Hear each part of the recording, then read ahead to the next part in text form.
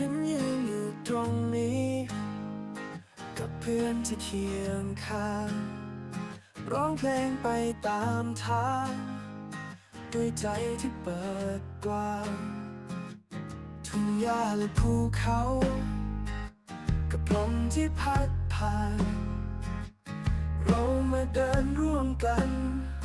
ไม่เคยต้องเววาเรารักประชาดินแดนที่งดงาม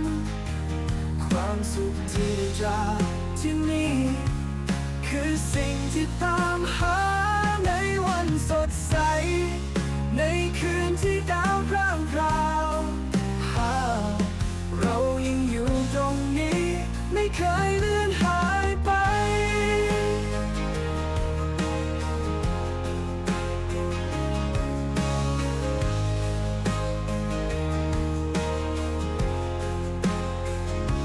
เสียงหัวเราะในยามเย็น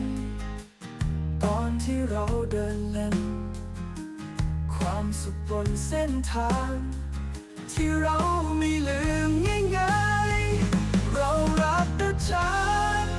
ดินแดนที่งดงามความสุขที่ได้จากที่นี่คือสิ่งที่ตามหา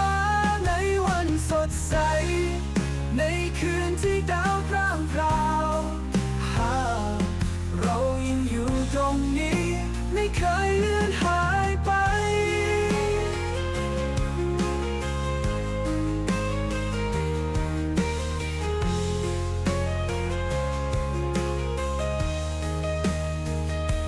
เสียงหัวเราะในยามเย็น